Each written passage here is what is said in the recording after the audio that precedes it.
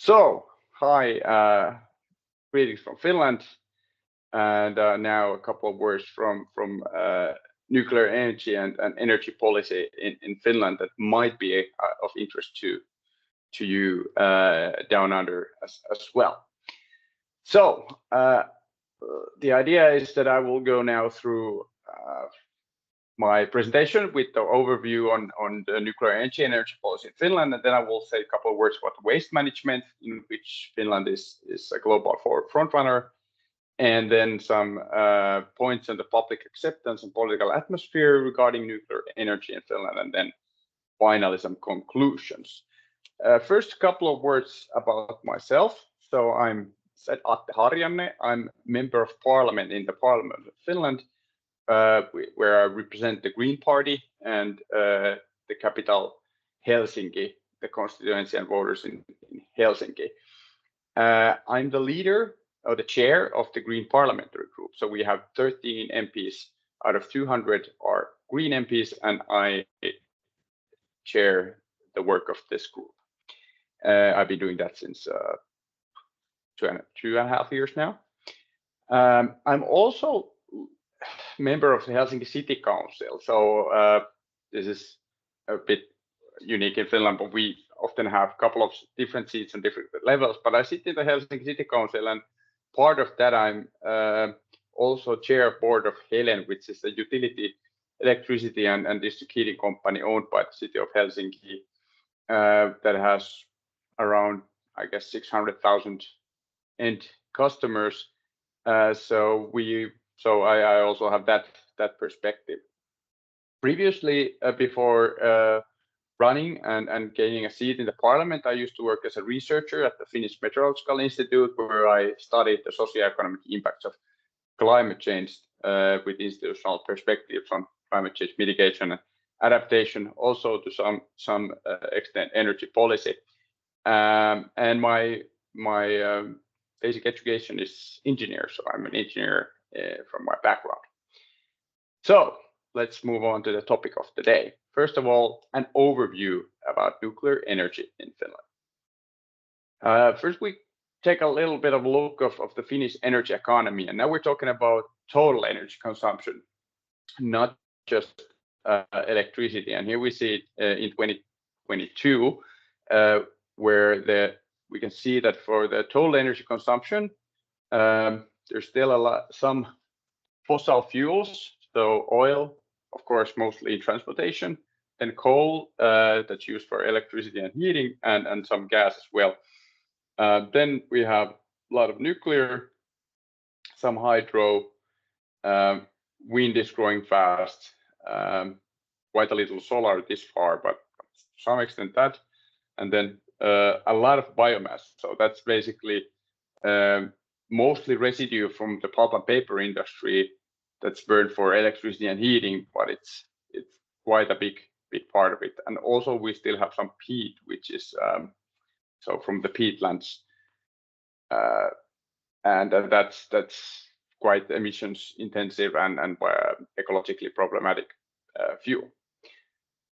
But that's the overall picture at the moment. In 2 years, it's shifted a bit. That actually the share of nuclear has grown because Olkiluoto 3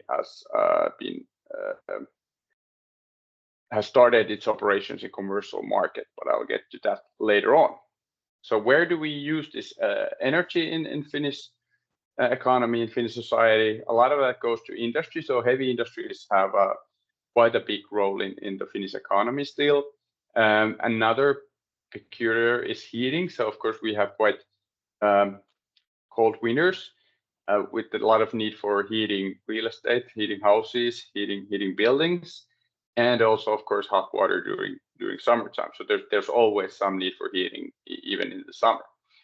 Then transport. So this is, well, I could say that Finland is a large like geographically big country with a lot of not that many people, so sparsely populated, but compared to Australia, of course, well, everything's relative, but in European terms, we're a sparsely populated country, so that means that the logistics are quite energy intensive.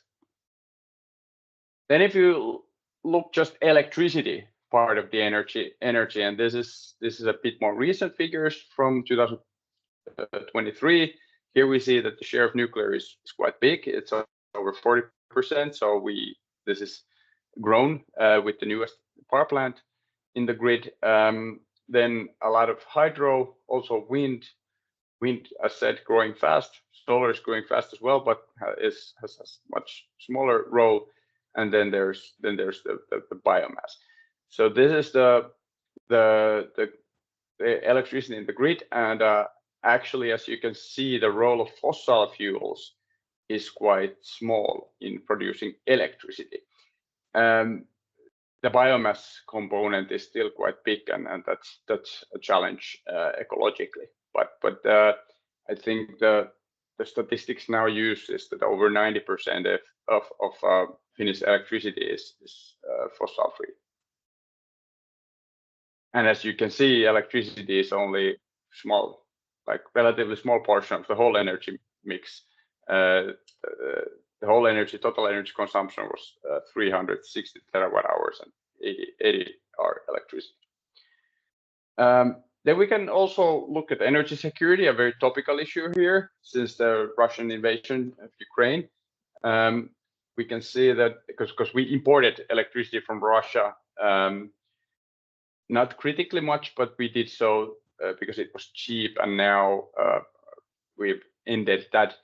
But as we can see, the imports have been going down. There's still imports from the Nordic countries, from Sweden and Norway, but we've seen that nuclear has been on the rise, wind is on the rise, hydro is quite steady, and combined heat and power is the CHP. So that's basically burning something and making heat and electricity at the same time.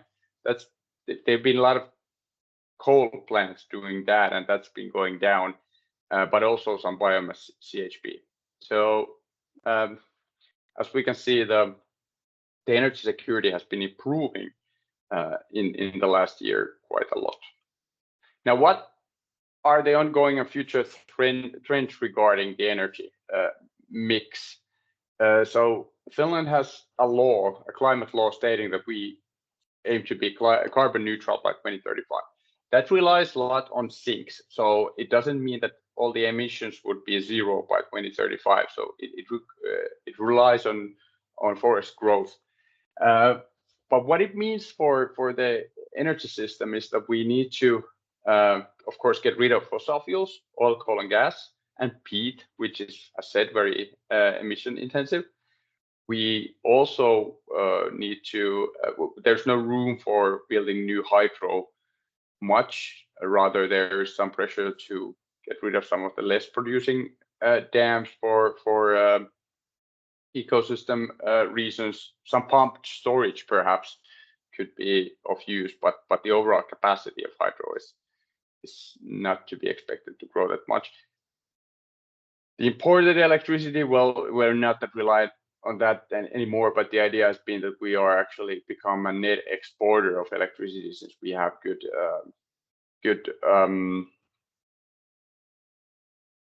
position to do that. So what that means, that there's a lot of, and for the biomass, we should, this is my opinion at least, we should use less biomass for energy, restore more nature, protect more nature, forest nature, and also try to refine biomass into finer products and just burning it to energy. So that means that we have a lot of need for new, clean, zero emission, ecologically sound energy. And what we also know is that we think that we're projecting that the electricity demand, so demand for electricity specifically, is growing, because a lot of the decarbonizing of the economy happens through electrification, be it transportation, heavy industries, heating also. So we need a lot of new electricity. And as said, biodiversity targets, they limit land and biomass use. So I would think that we need more nuclear, more wind, more solar, and of course more energy efficiency, but the efficiency itself doesn't kind of take us to the goal So we really need new clean primary energy, and the options are then the nuclear, wind, and solar. So for the nuclear energy at the moment in Finland, we have 5 operating plants. So we have 2 in two from 70s, 80s in Olkiluoto, which are Swedish design, and then we have 2 Soviet design reactors in Loviisa. The automation systems have always been Western, so they are not completely Soviet designs, but the reactor itself is Soviet design. Then we have the newest one, Olkiluoto 3, the biggest nuclear power plant in the world. Well, depending on how we define it, but basically biggest reactor available. So it started its operations in 2022, but commercially became like functionally running in 2023. Then we decommissioned 1 research reactor. There's 1 cancelled project of Hanhikivi that was supposed to be a Russian design and a Russian company involved in that, and that was cancelled after the Russian invasion in Ukraine in 22. And then we have the waste repository under construction that I will talk more later. So 2 sites, 5 reactors at the moment. But if we look at interim conclusion regarding the Finnish energy system, it's clear that nuclear energy has been and is an important part of Finnish energy portfolio, and it is necessary to guarantee energy security, sustainability, and energy with it. There are several trends and factors underlying the need for nuclear power also in the future.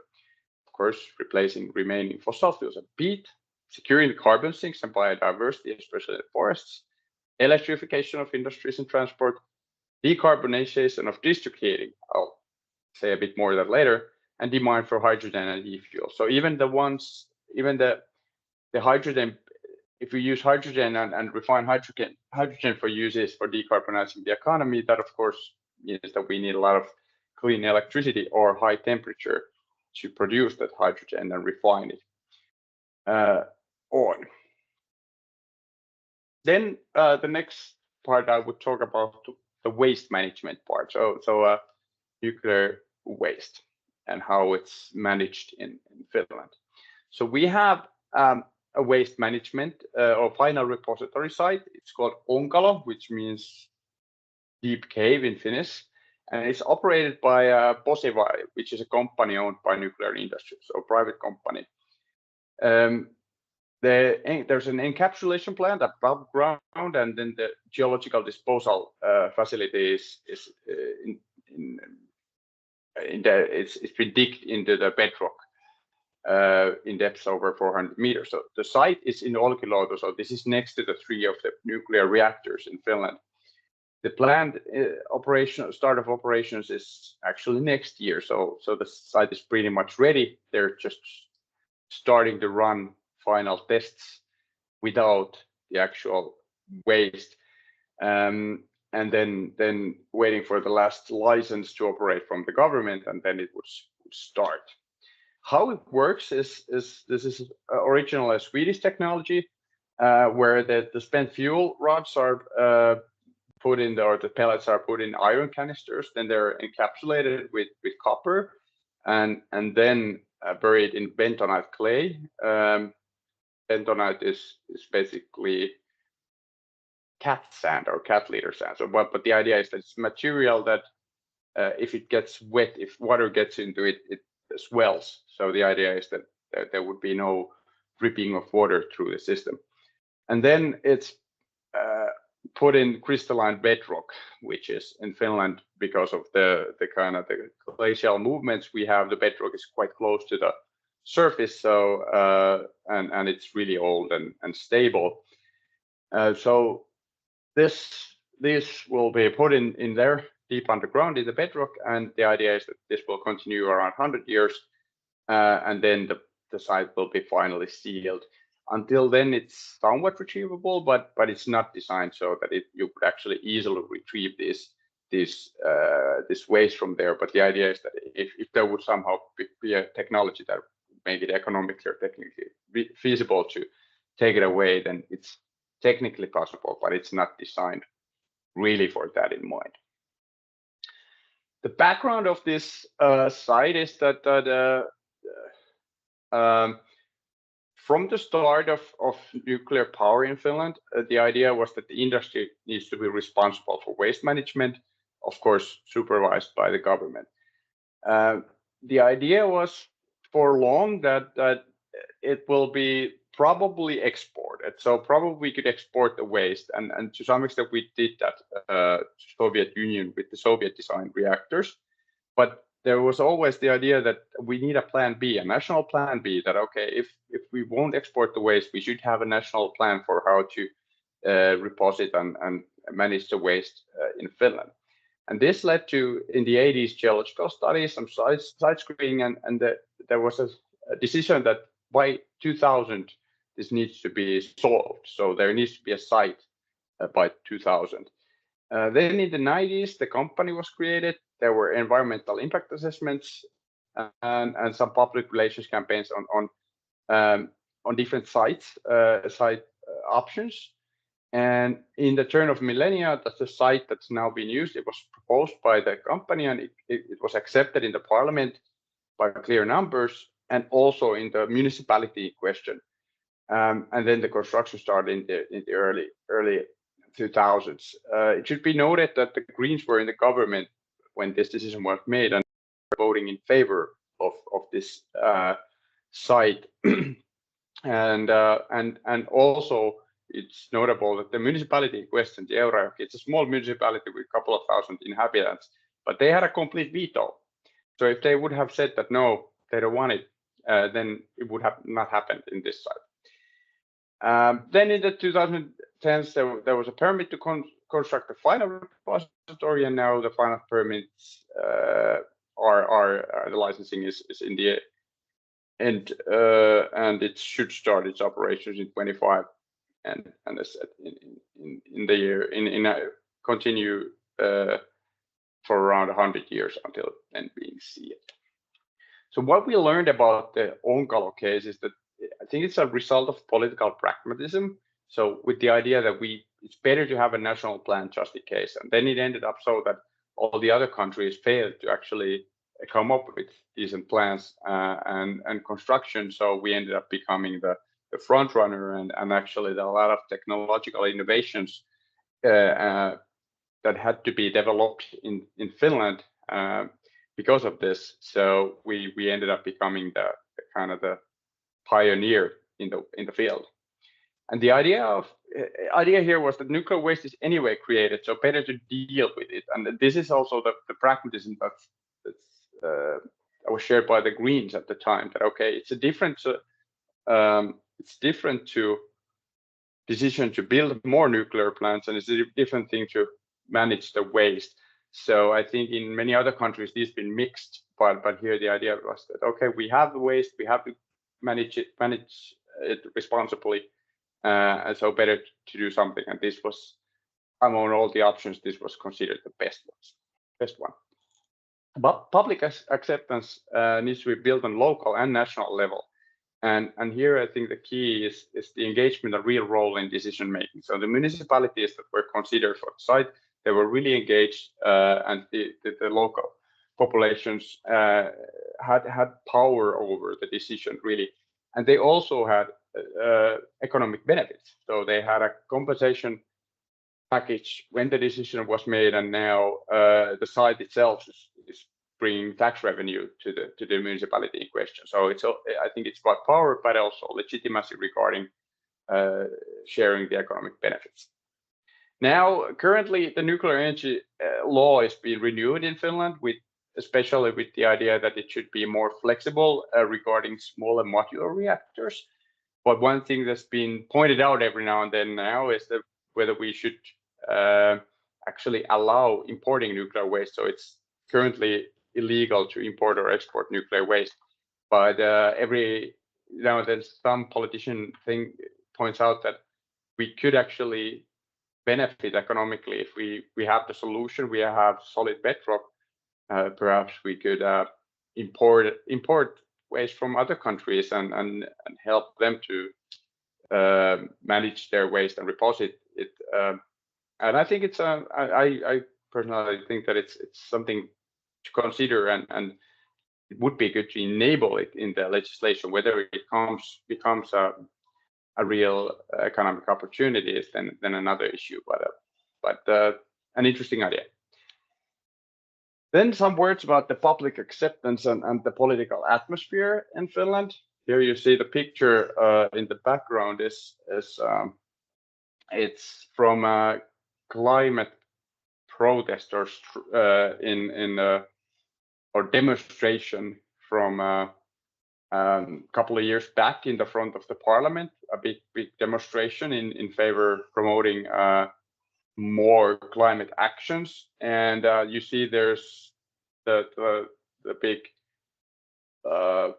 plate saying nuclear. It says go nuclear, not no nuclear. So there was really the demonstrations and the citizen movement in promoting for more climate action has also had a very pro-nuclear factions in it. The public perception of nuclear power in Finland looks like this. So Finland has always had relatively positive view on the public has had a relatively positive view on nuclear power, but here we see that in the last couple of years it's really skyrocketed, and I think there are a couple of reasons behind that. One is that the energy security issue regarding the invasion to Russian invasion to Ukraine, but also I think the idea that okay, for us Greens being actually vocal about supporting nuclear power, I think that has kind of ended up that has led to change also to some extent, that the opposition has become quite marginal. At the moment, majority of voters in every party are in favor. For Greens, a bit more than half are positive and 50% are negative towards. And in overall populations, you can see that the negative view is only shared by 6%. The remaining percentages between positive and negative are neutral. And then there have been other surveys as well. And in the last energy attitude survey said that it looks of the voters of different parties and of the voters of the Greens, 41 say that they want more nuclear energy, so new power plants.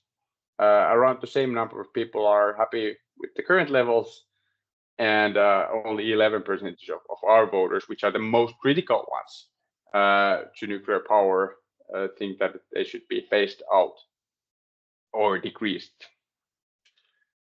So what's the position of our party, the Greens in Finland, for nuclear? So our current political program says that, okay, we see nuclear energy as part of sustainable energy portfolio. This is direct quote from our political program. The first refers to the cancelled Russian project. Otherwise, we say that lifetime extensions are okay, and that the nuclear energy legislation that I mentioned, that it should be renewed with the SMRs in specific focus, the small modular reactors. So quite positive view on the nuclear energy, and this was so this is the newest political program we have.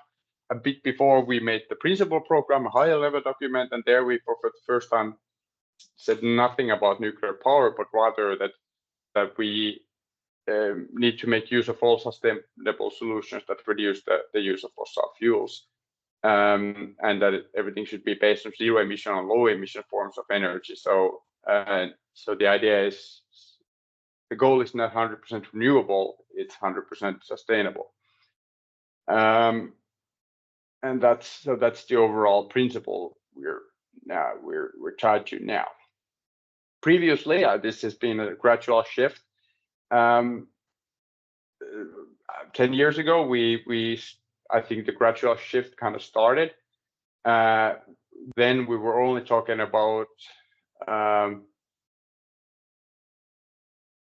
the old-fashioned and expensive nuclear power, and then also 6 years ago we it shifted a bit more open view on that we should be open about R&D of nuclear as well, and that the problem with the most recent nuclear power plants have been that they'd be slow and problematic, and we don't want more of those, but rather we don't exclude all nuclear. And now, as said, it's been developed rather into this clearly positive position.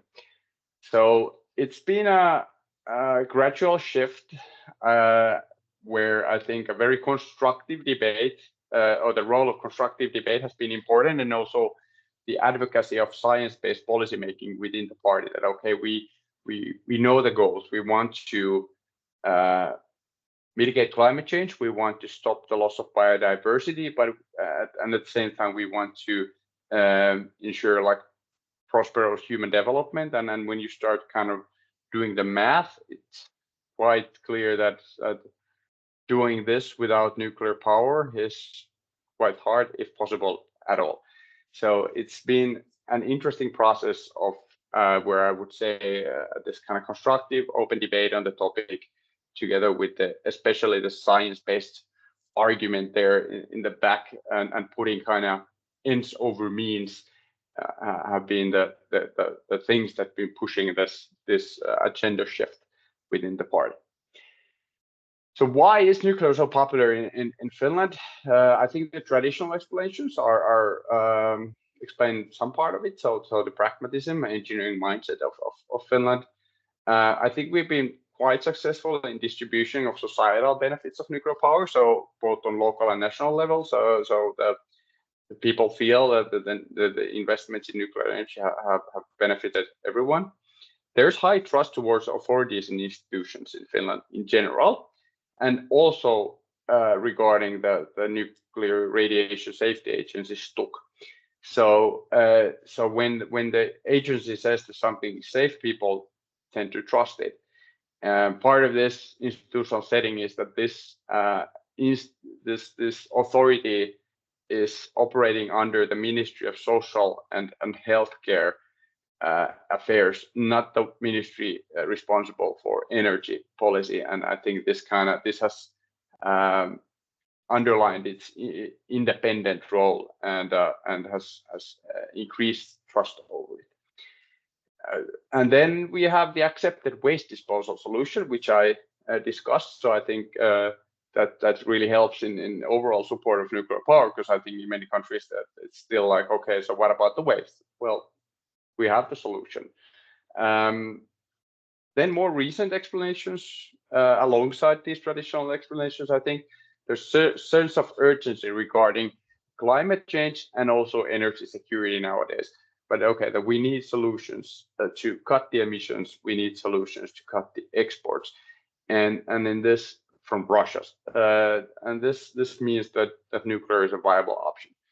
Then I think, well, the science-based policymaking I also already said, but I think that's quite a strong argument in Finnish policymaking, saying that something is backed by science. People tend to then think that okay, that's cool. That's what we want to go along with. And then I think there's been some concrete case examples that have been discussed in the public to some extent, that have been open up the real life options of how to produce the necessary zero emission energy. Heavy industry, of course, is one, but also Helsinki district heating. So the city of Helsinki is warmed with district heating. So there's the idea that it's a system where you have heat power plants or combined heat and power plants, and then a water-based network throughout the whole city, which provides heating to the houses, centralized heating in a way. And decarbonizing this has been quite a challenge, and the options are basically burn biomass. Well, that's not good. Too big of a share becomes unsustainable. Then you can electrify it with boilers and heat pumps, and that's what we're doing already. But this it's really hard to cover the whole heating system with that, or then you need massive amounts of electricity. So one option that's been now really looked into it and planned is having a nuclear reactor or many small modular reactors heating the city.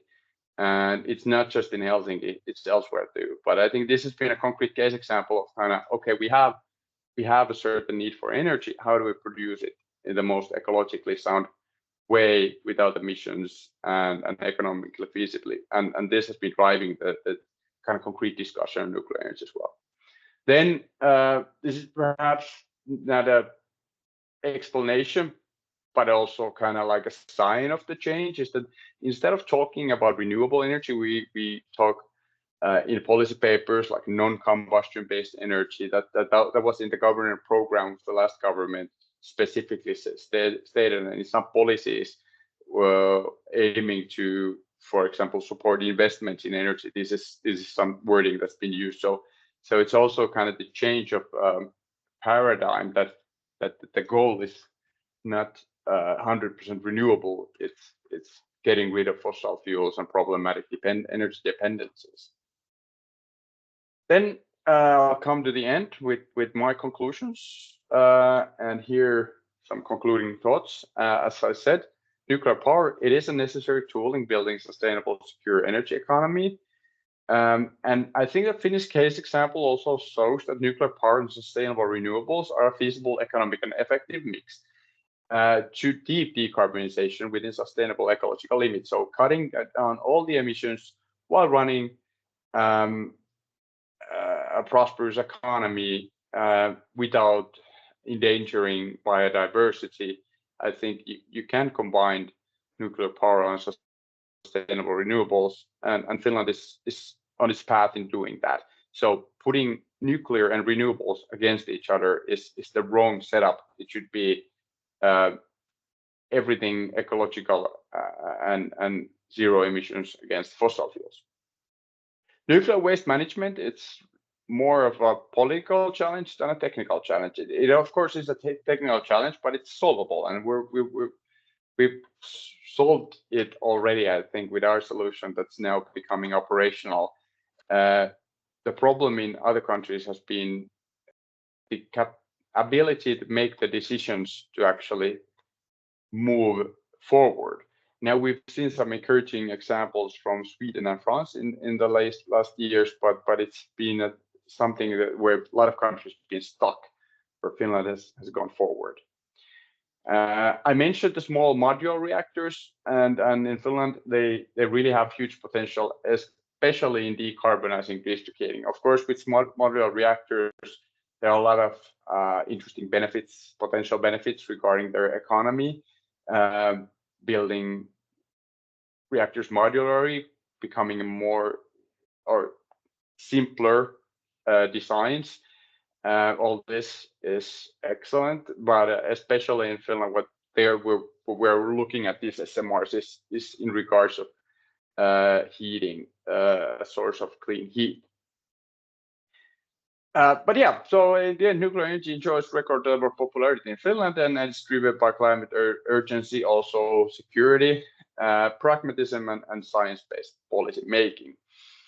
And I think there are a lot of lessons that can be learned from the Finnish nuclear energy policy, nuclear energy use, and I'm always happy to be available to answer any questions or contacts and talk about the issue. So thank you. And here you see the copper capsule that's been used for the final repository, and as you can see, it also fits nicely politicians in its in the capsule.